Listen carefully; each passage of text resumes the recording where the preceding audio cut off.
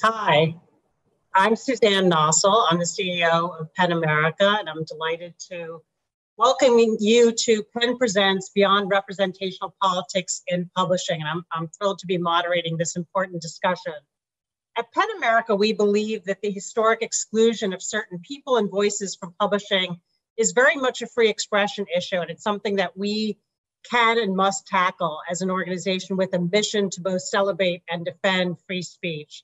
We work to uplift lesser heard voices, including those of the incarcerated, the undocumented, the underpaid, the unprotected, and the unseen in our own work and programming. We also bring together a wide range of stakeholders, authors, publishers, editors, journalists, and media executives to discuss boundaries and how to break them down. So we've long been engaged in discussions, debates, and work concerning diversity and equity in publishing. And now, as the United States lives through a moment of reckoning over the stubborn legacy of racism, so too does the publishing industry. We know, thanks to Lee & Lowe's diversity baseline survey, that about 76% of publishing staff, review journal staff, and literary agents are white. This fall, Penguin Random House, the nation's largest trade book publisher, released a report on workforce demographics showing that 78% of PRH non-warehouse workplace is white and just 4% are Black. Asian Americans make up 8% of non-warehouse staff and Latinos 7%. Numbers of other major publishers are similar. When it comes to books, there are no overall market statistics collected on what proportion of authors are of color, much less characters or stories. The Cooperative Children's Book Center does collect that data, and their studies show in recent years some substantial progress. The number of books published by Black authors in 2019 had doubled over that in 2016 after a long period of stagnation. The watershed now underway over systemic racism has coincided with a series of high-profile new appointments of accomplished Black leaders to prominent posts in publishing, including Lisa Lucas, our colleague from the National Book Foundation, who's going to be in a senior role at Pantheon and Schocken, Dana Kennedy at Simon & Schuster, and the latest, Jamia Wilson, joining Random House. Books about race are now dominating bestsellers lists. And this all comes amid a roiling debate over cultural appropriation, own stories, and who has the right to purvey which narratives, an issue that came to a head earlier this year in the controversy over American Dirt. These issues are of great interest to me personally, and I address them in my own new book, Dare to Speak, Defending Free Speech for All, arguing that we can and must level the playing field for expression while at the same time robustly protecting freedom of speech. So I couldn't be more delighted to introduce our panel. Reagan Arthur, the publisher of Knopf, Nicole Chung, writer and editor-in-chief of Catapult magazine, Erroll McDonald, vice president and executive editor at Knopf and Pantheon, and Alberto Urrea, novelist, poet, and essayist. Their full bios are being put into the chat in the interest of moving forward with the conversation. So I'm delighted to welcome them and our audience. We will move to audience questions probably about midway through this 45-minute session, and you can put your questions in the Q&A column in the Crowdcast platform. You can also put them in the chat, and we have somebody who is monitoring and will convey them to us, and I will get to them just as quickly as we can. So to begin, I want to ask the panel whether you think we have arrived now at some sort of new breakthrough moment on issues of equity and inclusion in publishing, or are we just going to continue to grind it out in the years to come with small incremental growth in terms of diversity of staffing and authors of books? Are we going to look back at this moment as an inflection point? Why or why not? And what sorts of decisions and actions in the coming months and years may determine whether this moment is decisive or not? So Reagan, maybe I'll turn to you first. Yeah, I hope it's an inflection point. It feels like one. It's kind of hard to know when you're in the moment, but this certainly has been a year of, as I think you said, reckoning, and I think that that's what it feels like to me. And it started. It's amazing to think American Dirt was the same calendar year. There's so much that's happened since, but that was a discussion that happened in many different contexts, in many offices and homes. I heard it on the tennis court a couple weeks ago, like in my suburban town. You know, I think it's just fascinating to me the impact that that publication had on our business and on the company that published it, and on the way that we think about the ways that we publish certain books. I feel like that was the main issue of that particular book, but we can talk about that or not. But and then moving on to what's happened with Black Lives Matter and with the discussions in publishing and online and in our companies and with readers and booksellers and writers, it feels very important to me. It feels very meaningful and it feels significant. I think that we are looking at ways that we hire, acquire, publish in new ways. And I don't, certainly personally and in the company I work for, this has to be a moment of permanent change. And that's how I'm viewing it. And I think that's how my colleagues view it, as a moment. This is overdue and important, and it has to be lasting.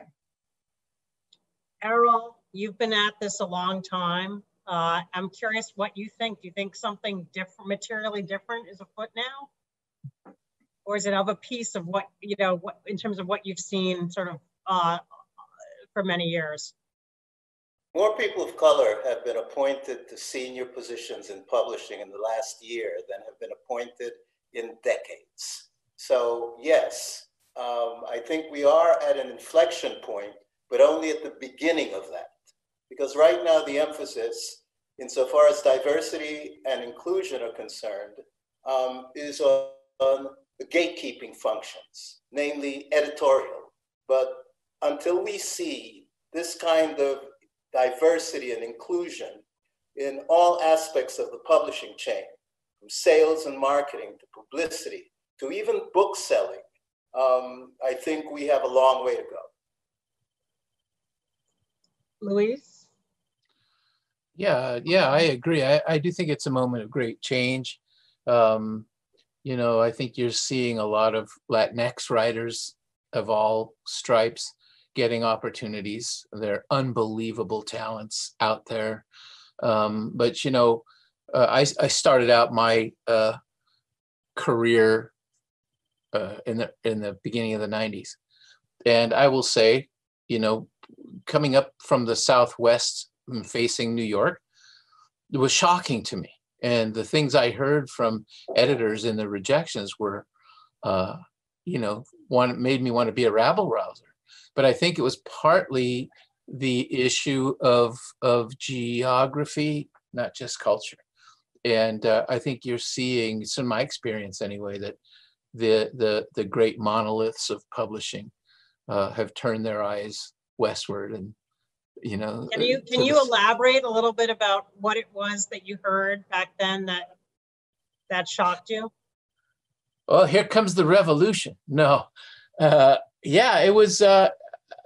My first book took 10 years to get anybody to accept. 10 years of rejection, which made me kind of pushy at the end of the 10 years. And I was told the two first things I was told. One from an editor, not of this wonderful publishing company. I don't think I talked to you guys, but I was told that it was a nonfiction book about the Mexican poor, and the editor told me nobody cares about starving Mexicans. And I thought, well, yeah, that's why I'm writing this book. And the other.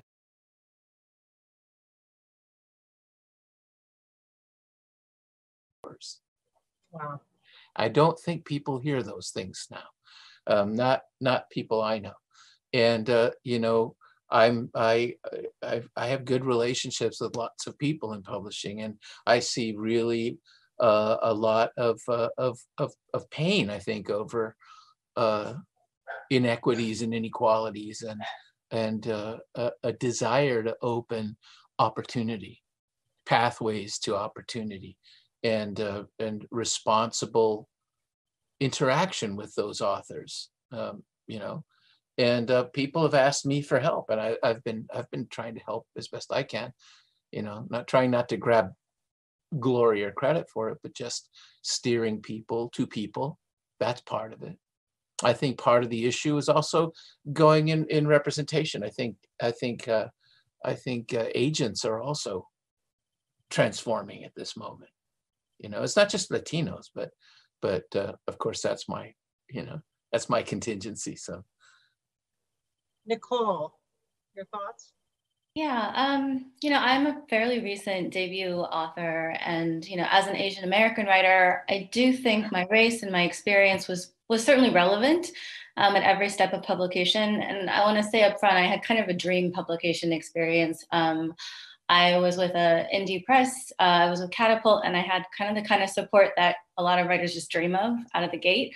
That said, I have, not at my publisher, but elsewhere, and particularly when we were kind of trying to sell it, I've been told, and I know plenty of other writers of color who are still told, the books you really want to write. And often books that wind up being very successful were like sort of niche projects, or maybe more accessible or more exciting to people if they share your background, but if they don't, how marketable are they? I do think you hear this a lot less. But I think a writer's identity, how their work is viewed and valued because of that, it starts, ad acquisition is relevant at every stage. And I guess I would just echo what Erroll said about how it's so important across the board, not just with editorial, but with sales and marketing and publicity, cover art and copy editing even. Like, some interesting questions can come up when you're being checked against the style guide. And I just think that, the more representation that these companies have in terms of the workforce, the publishing workforce, that can only help authors of color. The part I find most encouraging right now is that I think there's starting to be more of a focus on like not just numbers, like who is at the table, although that is very important and like always will be. I think we're starting to talk more about the difference between just numbers and actual equity, and how equity really is about equal outcomes, like for Black writers and brown writers and other writers of color. Are these writers empowered, seen, valued, paid, supported throughout their careers, equal to white writers? I think that's a really big question, and that's the question I think it'll be hard to have an answer for, like a definitive answer, until we can kind of look back at this moment from maybe 3, 5, 10 years on. But I do think a lot of the conversations that are being had right now are great and encouraging. Hone in on this issue that many of you have raised about sort of who's making the decisions, and not just in editorial, but also as you say, Erroll, kind of down the line in sales and marketing, and Louise, Nicole, agents. It does seem like there has been a lag in this industry that I'm not sure if the statistics bear this out, but that falls behind, what's happened even in, other very kind of traditionally white industries like big law or journalism, for example. They all lag behind the population as a whole, but it's striking in publishing, particularly because it's sort of a liberal industry, where I think people overwhelmingly, would support, and probably long have, not supported the goals of diversity and inclusion. And it's also striking that these appointments, at least a number of them, seem to be of people not exactly through the ranks of big publishing, but in a slightly, coming out of leaders in a slightly adjacent space who've been pulled into top roles. And that makes me wonder, where was the pipeline internally, and if it wasn't there, why not? And I'm curious, particularly kind of Reagan and Erroll, as insiders, what light you can shed on what you've seen. And I'll start with you, Erroll, on what is sort of holding it back here. I think publishers still adhere more or less to an anachronism, which is that there is such a thing as mainstream culture. And if we know anything about markets nowadays, it's that industries acknowledge the fragmentation of markets.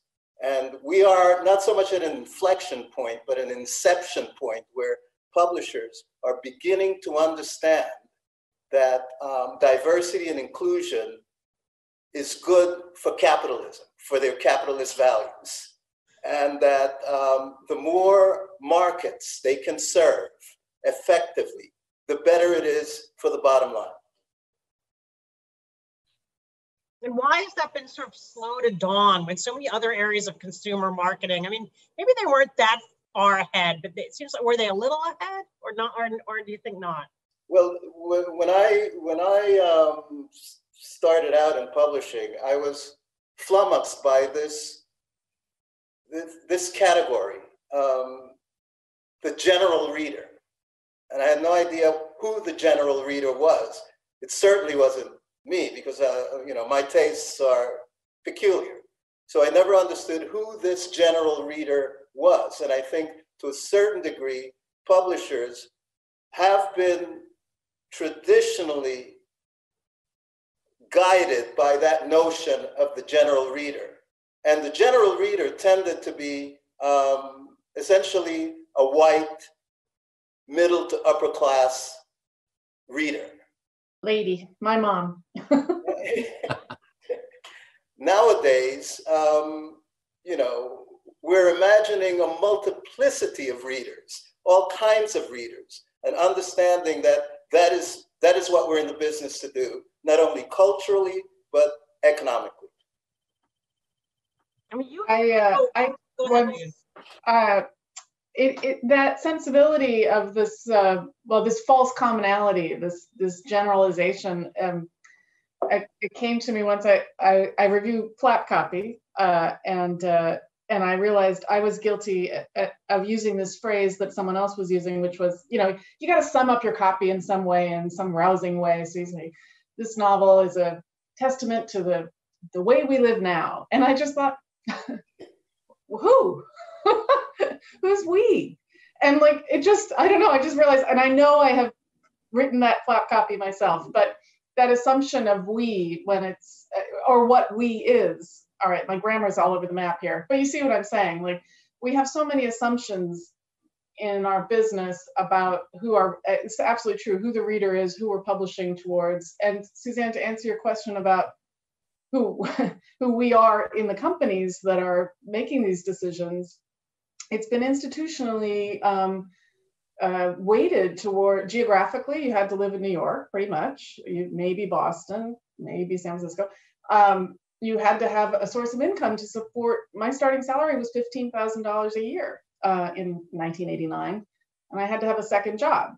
And you had to know people. It's just, if you didn't have any, the economics of a starting salary in publishing are in 1989 are why now in 2020 we have to look outside the business, because so few people could afford to live here and rise up in the way that I was lucky enough to do. So the deck was stacked. Is that the phrase? That's a phrase. I'm curious, Reagan, you mentioned sort of this American Dirt and how transformative you think that moment has been. And I'm curious if you could unpack that. What do you think have been the lessons of American Dirt, and what do you think is being done differently in the wake of that, and are they the right lessons?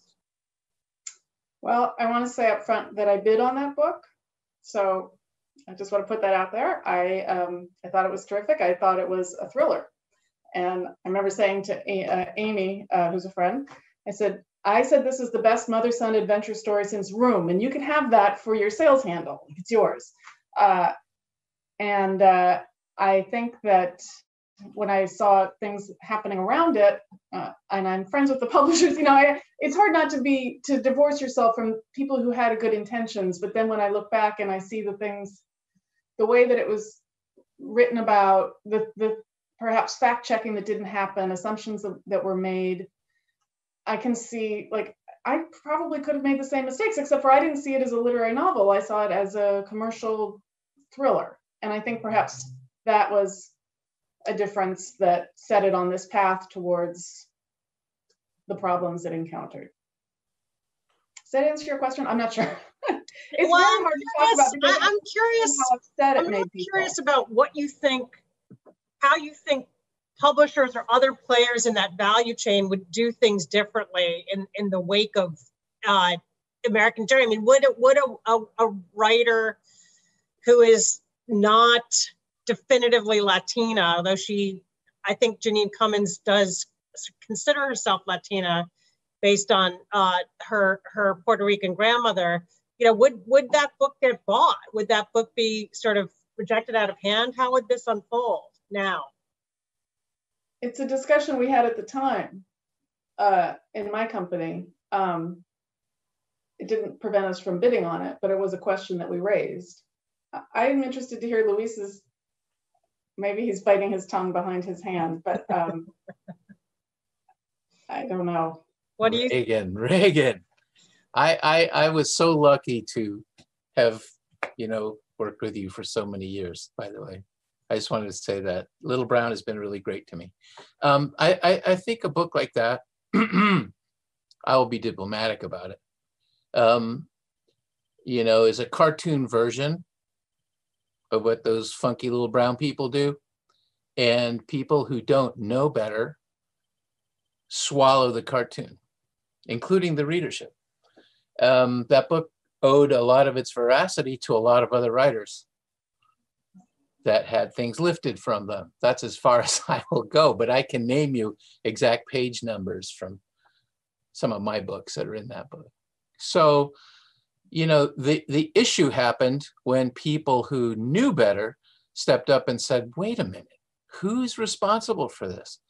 Why? And some of the critical response was fascinating. I never took it as a thriller. I mean, as a literary book, I just took it as a thriller. However, if you were to write a thriller about purple Americans in UFOs flying around fighting, gangs of poodles at Disneyland, you would be like, wait, what's wrong? The details were completely scrambled and screwy. That's because, I think the people manning the gates had no idea what the reality is. And, I think a lot of the angered response was, how eager people are to sort of swallow a pill of the worst of us and things that didn't make any sense. Details that were wrong, all kinds of stuff, things Luis, that were. I have a question for Luis.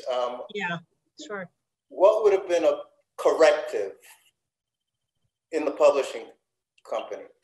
What did a publisher have done with the manuscript? I don't know. I'm glad I wasn't involved in that. I don't know, because I'm a thriller fiend. I love them. I think they're great. I just don't know. When a lot of the things blew up, a lot. There were, as you know, very famous Latinx writers who blurbed it. Yeah, we love it. It's the best book ever. I suspect, without having read it, one of them told me. I just was trying to be helpful. And Isabel Allende and I talked about it because she was curious about the uproar. And her point was, I don't believe in censorship in any form, which I thought was interesting. I don't either. I don't believe in censorship of any form either. But I think when this firestorm began, it just kept going and going and going. And circumstances outside of everyone's control, the year of the plague kicking in, kind of stopped a lot of that stuff going. But I think the painful surgery around that, the kind of appendectomy that happened for everybody, was really useful, because I think it makes people just rethink things. I would say that, doing things like, the place settings made of border walls with barbed wire was really a stupid move. The flaunting of barbed wire fence fingernails was a really stupid move. Whether it was racist or not, I don't know. I just think it was silly, but it was a thing that they're mistakes people make. And for example, I want to sing the praise of my publisher, Little Brown, but I came into Little Brown because I think my editor, Jeff Chandler, at that time, who was from the Southwest. So he knew the milieu. He's not Latino in any way, but he knew the milieu, and he came to me because he had a book that he wanted done. And I think these difficulties have to happen. I think. I mean, maybe you you folks disagree, but I think these are growing pains. I don't think this is a product of, as a lot of my colleagues felt, evil, machinations of evil. I think they're growing pains that people see and learn and come through to another kind of breakthrough of vision. And I think, like I said at the beginning, a lot of us have availed ourselves. We're helping editors and so forth who are looking for texts. And I think that's a good thing.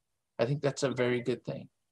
I want to push all of you or any of you who will respond, because I think you're right, the sort of table settings and the fingernails were the most egregious, excesses of that process that you could all say, that was embarrassing and just an unbelievably poor taste.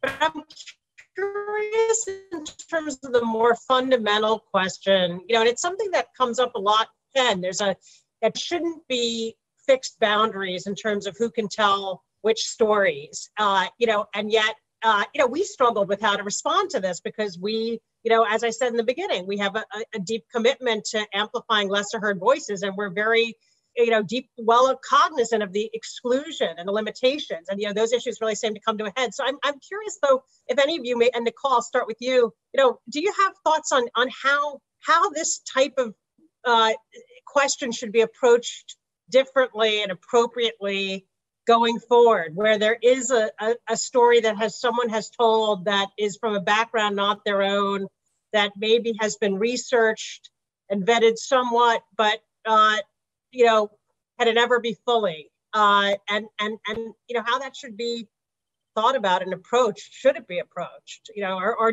should we be calling a moratorium for now, on that? I'm generally wary of blanket policies of any kind. I will say it's a conversation, not about American Dirt specifically, but in my day job, I am an editor of a literary magazine. And I have a masthead full of editors of color, and we talk a lot about submissions as they come in. Of course, it's very different from books. It's a completely different system.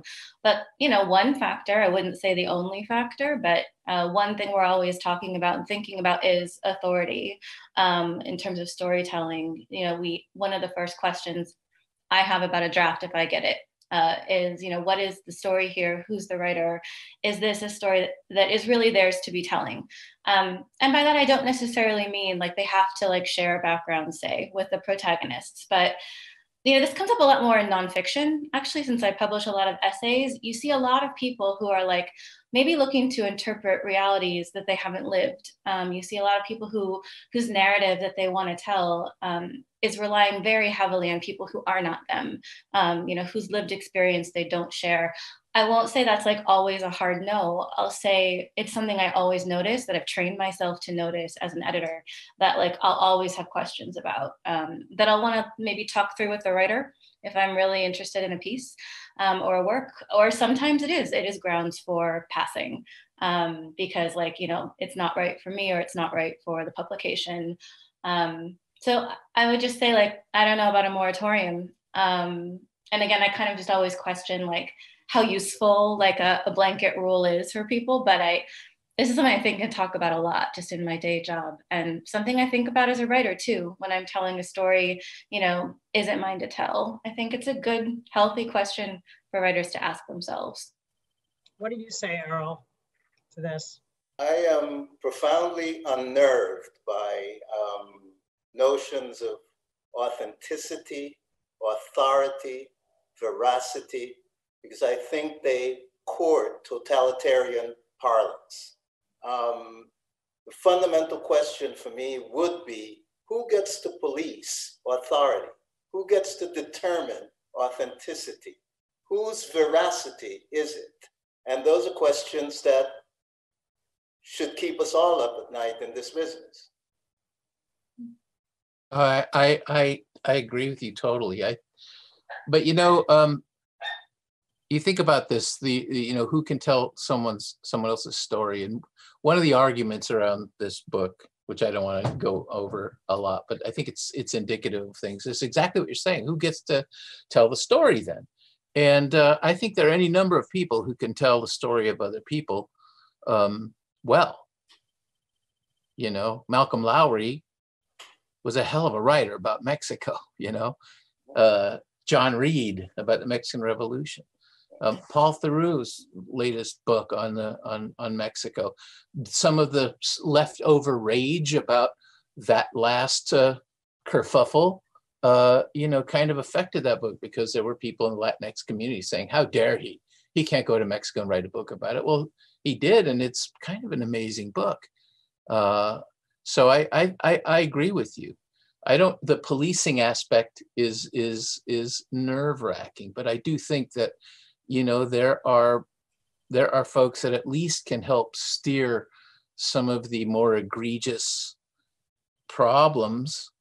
And that's not, I don't think that's a jackbooted thug response necessarily. I just think it's, you know, it's a clear editorial eye, and, you know, as we develop more venues for, I think, more ethnicities, cultures, backgrounds, we will have more people that have an ear for it.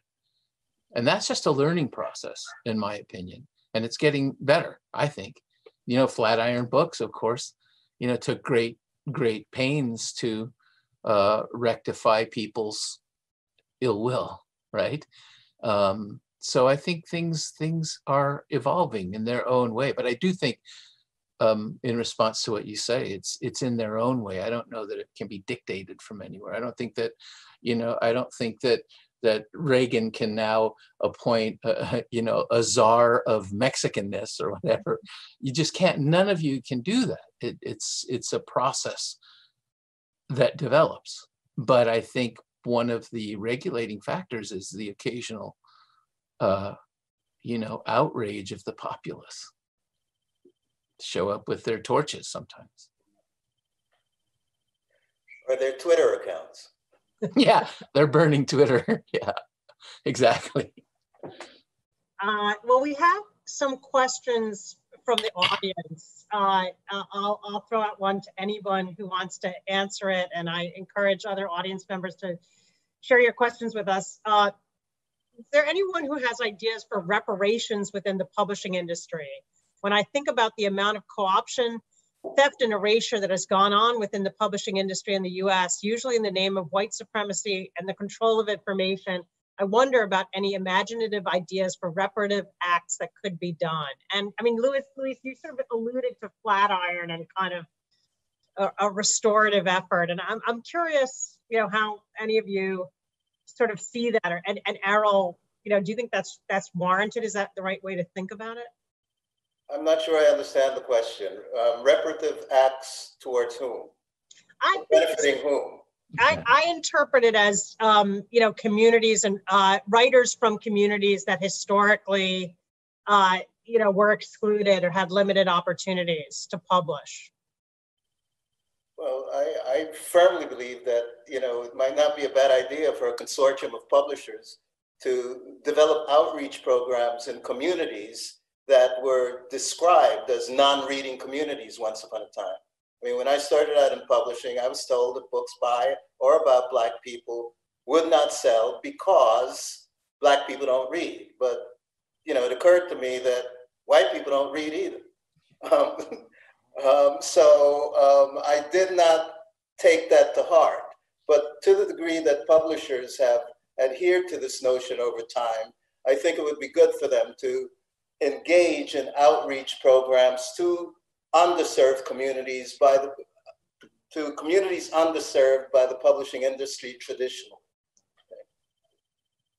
And is that happening? And I don't see it happening, but for instance, I can imagine a consortium of publishers investing in bookstores or creating a competitive book chain, maybe even, that will serve specific communities. I will say in a small way, one thing that's happening and has been happening before this year is on the staff side is an effort to change our intern pool, which is it was such a rarefied, insidery pathway into the business. They pulled from the same, 6 schools. Relatives of employees were given internships. It was just, and now, especially now this year, you don't have to even live in New York to be an intern. And you certainly don't have to go to one of the, known schools necessarily. And I think that that's one small step towards, I wouldn't call it reparations by any means, but it's a step forward. Nicole, do you have any thoughts on this point? I think it's great that opportunities, and I mean, it's unfortunate it's because of the pandemic, but that opportunities for internships and fellowships at publishers, hopefully that pay a living wage, also are available to people in different geographic areas. It's interesting, like being part of like diversity and equity conversations at a company, like hiring and promotion will naturally become like a big focus. And I think that makes a lot of sense. It's likely a big part of the necessary change, like the change people want to see. So we have a more representative industry, and so that more people across the board are empowered.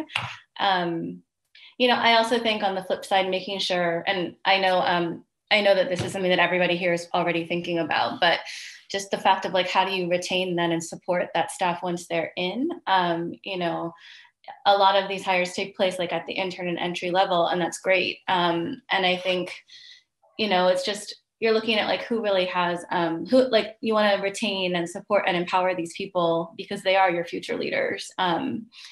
And I'll just speak very frankly, I think sometimes it's unfair for like people of color who are underrepresented in publishing to do a lot of the extra labor if they feel any pressure to educate, advocate, mentor, support, that they may or may not be compensated for. I just think, and that other people don't always do to an equal degree. I think that's like it's part of the same conversation. It's not at all a counter to what Reagan said. It's just like, kind of like, yes, and, I think support and retention is just so huge because like what sort of companies and what sort of industry are people being welcomed into? And will they find the support they need to stay and thrive and make change?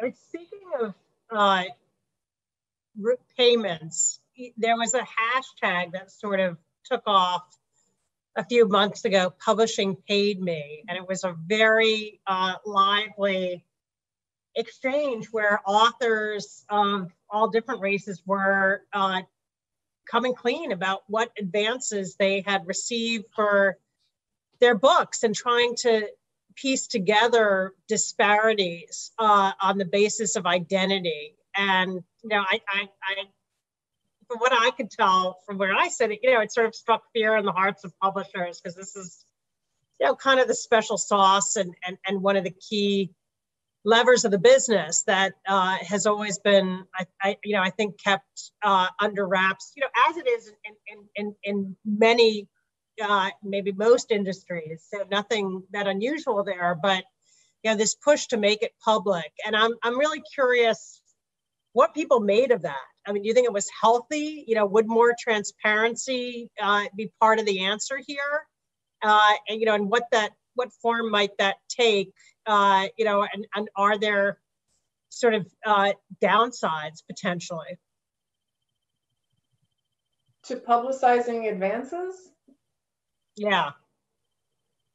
Well, do you want people to know what you make? I mean, I think that in this, I think I admired, there was a writer in the midst of all that who tweeted that he got paid $850,000, I think, for a novel that didn't do much. And the novel hadn't done much at the point at which he tweeted that. And he was really like just torn apart. And it was, I thought it was very brave of him to do that. And it wasn't his fault he got paid so much money. Publishers, it's a gambling business. You take your bets, and somebody thought it was a bet worth taking, and sometimes those pay off and sometimes they don't. I guess there's an advantage in shining a light on everybody, on what everybody gets paid, but it's such a weirdly non-scientific. My husband always says when I come like to tell him about an auction, it's like the Wild West. Like there's no rules, there's often no logic. It's maybe a publisher needed a book for a certain season and thought this was the shot, you know, so there's all kinds of variables in the calculation that go into the advance.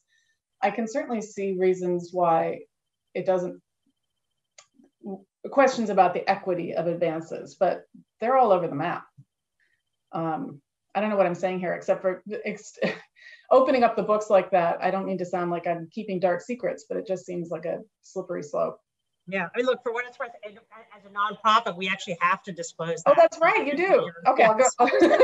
I didn't mean to say on you. Like, I just mean in general, I won't say don't want to know. They don't want to. I'd do it voluntarily if we didn't have to. We have to. So, what do others think, Luis? Well, that first book I was telling you about that took 10 years to publish, my advance was $5,000. Oh, I thought I was in the big time.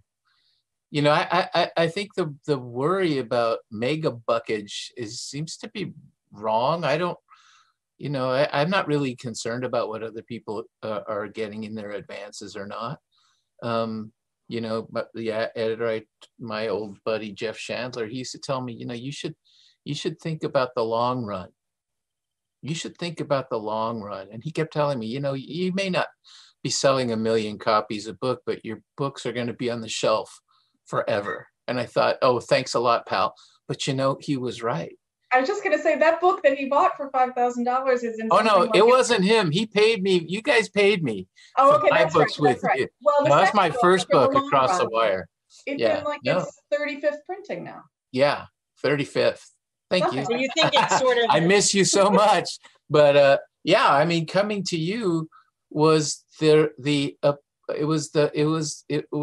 harvest of years of being out there doing the thing. Small presses, you know, books printed in a friend's garage, you know, attempts, 1 or 2 New York publishers where I sold 3 copies and they were very nice about it, but it didn't work out. And Little Brown took me in, and it was like going to college all of a sudden, you know, learning about how what I thought the real game was. And it was amazing it has been amazing to be part of it. And, you know, and now all of a sudden I find myself getting an advance that I used to think, what?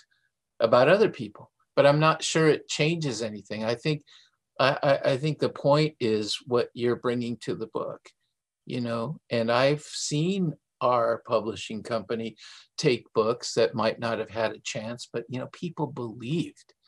They believed in those books and those writers, and they gave them a shot. And, you know, so I don't like to think about it in sort of Hollywood terms of getting blockbuster advances. And people who don't get a giant advance, I tell them, well, earn it, sell until your book earns out, and then you get more money at the back end. You know, just do what you've got to do. You know, it's also on us to do our work. So there's a balance there. I do think that, again, getting the doors open for people is important, and those doors, I think, are starting to open more and more. Our last question, because we're almost out of time. Yeah, we run a big program of literary awards, as I think all of you know, and diversity in those awards has actually been a great point of pride. And we have extremely diverse panels of judges, and our winners in recent years have reflected that. But we took notice a few weeks ago when the Oscars announced that they're setting these kind of firm criteria for what pictures will be eligible for the Academy Award, and particularly Best Picture, that they'll be required to have actors of color, crew members of color, and this is after they tried to make changes to their voting structure to, you know, lessen the number of, you know, Academy members from decades past who are dominating the voting, and diversify the pool. And it's sort of clear that didn't go far enough, and so they've come to this. And it's been criticized as sort of an effort to dictate, you know, what stories can be told and how they can be told. And I'm curious, you know, what you think, and whether you think, you know, in the book world, the awards programs have done better, may have something to teach, or how you see this. and we just have a couple minutes to go. Errol? Oscars sell movies. Book prizes don't necessarily sell books. You know, I am loath to follow anything Hollywood does by rote. It's only because I think, you know, much of what they do is for publicity purposes. I don't see a similar path in publishing. I don't believe that if you have, you know,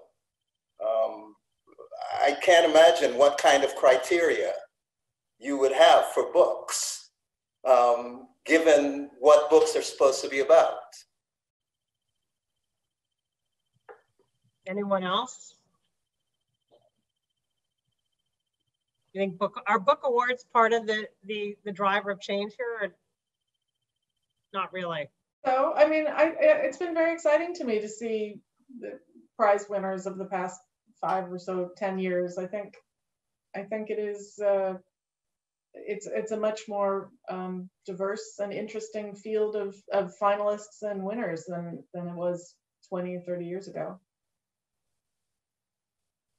We've come a long way since Larry Heinemann's Paco story nudged out Toni Morrison's Beloved. That kind of thing is just not going to be happening anytime soon again. Well, that's a great note to end on, and a recognition of progress, which is always heartening. So I just want to thank our great panel, Errol, Reagan, Nicole, and Luis, and the Brooklyn Book Festival, and Clarice Raza Sharif, my indefatigable colleague from PEN America, who has helped to put this together and leads all of our literary programs, and our audience. Thank you for being with us. Have a good night, everybody. Thank you. Have a good evening. Thank you, Suzanne.